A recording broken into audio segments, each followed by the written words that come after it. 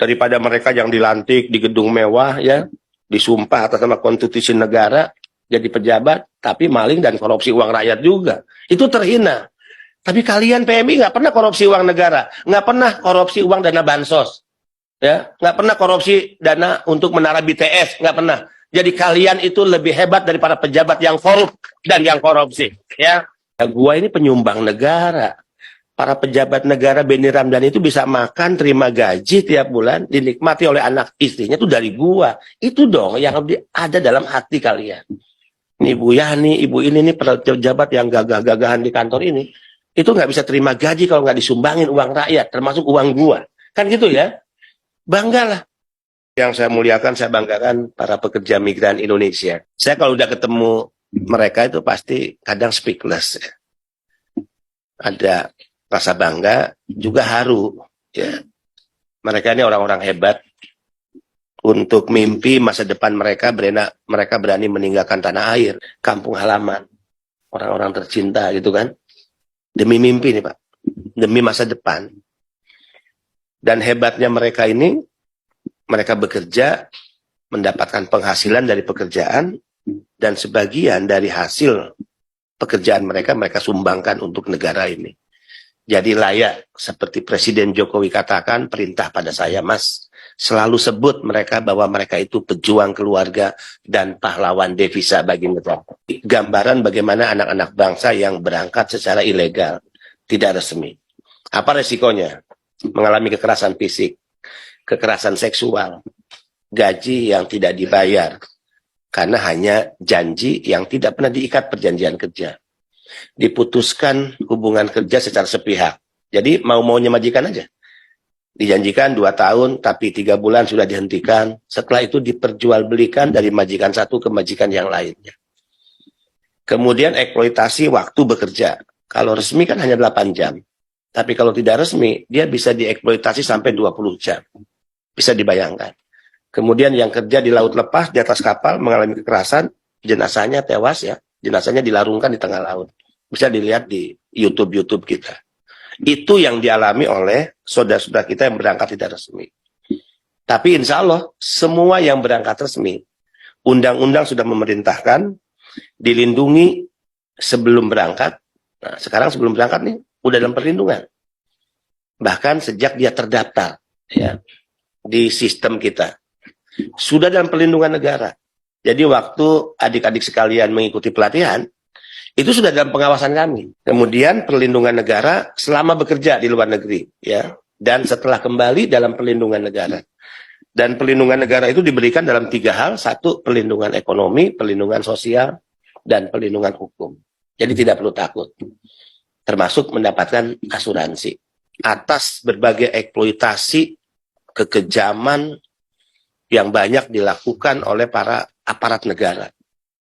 Misalnya kalau mereka pulang ke tanah air mendapatkan perlakuan tidak hormat, terlantar, tidak ada yang ngurus, bahkan mereka diperas ya untuk menukarkan dolar di loket-loket penukaran dolar di bandara, yang ternyata loket-loket penukaran dolar ini menjadi bisnis oknum-oknum tertentu, termasuk oknum di lembaga ini, di lembaga yang saya pimpin.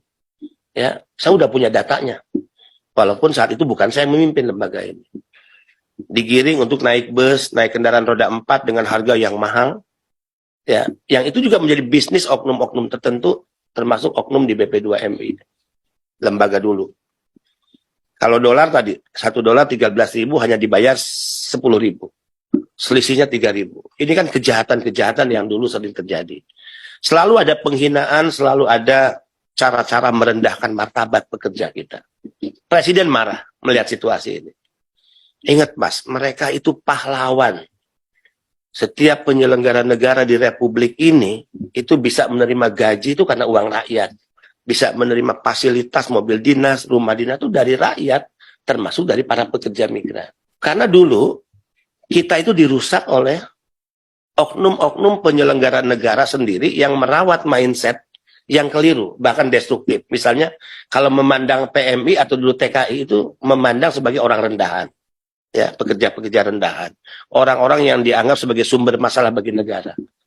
Jadi bagaimana perlakuan kepada PMI? tidak merendahkan martabat, kalau yang ada di otak, di kepala penyelenggara negara, itu sudah demikian tidak berkualitas dan bahkan merendahkan kita.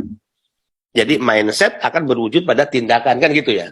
Kalian harus dilepas oleh negara sebagai duta bangsa, duta negara, untuk apa? Berkompetisi dalam merebut peluang kerja di luar negeri.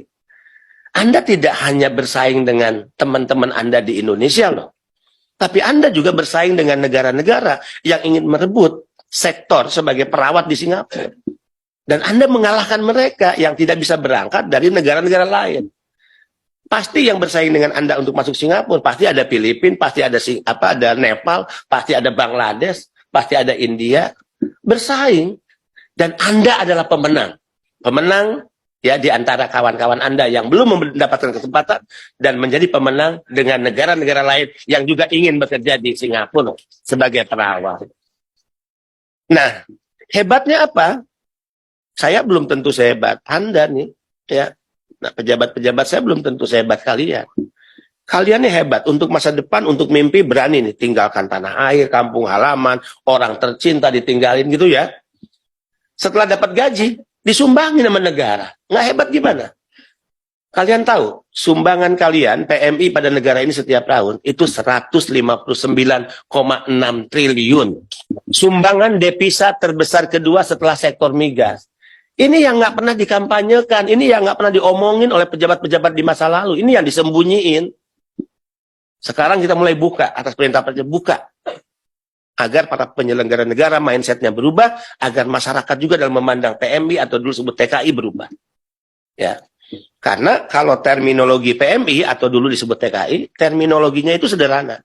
Orang Indonesia yang bekerja di luar negeri, yang karena pekerjaannya dia mendapatkan bayaran, dia adalah pekerja migran Indonesia. Banyak sektor, ada yang jadi perawat, ada yang di perusahaan multi internasional, ada yang di industri, ada yang di kilang minyak, berbagai sektor, termasuk sektor domestik. Gua ini penyumbang negara. Para pejabat negara Benny Ramdhani itu bisa makan, terima gaji tiap bulan, dinikmati oleh anak istrinya itu dari gua. Itu dong yang ada dalam hati kalian. Nih Bu Yani, Ibu ini nih pejabat yang gagah-gagahan di kantor ini, itu nggak bisa terima gaji kalau nggak disumbangin uang rakyat, termasuk uang gua. Kan gitu ya? Banggalah.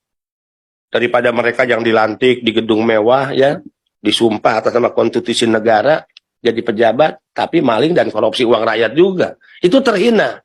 Tapi kalian PMI nggak pernah korupsi uang negara, nggak pernah korupsi uang dana bansos, ya, nggak pernah korupsi dana untuk menara BTS, nggak pernah. Jadi kalian itu lebih hebat daripada pejabat yang korup dan yang korupsi, ya.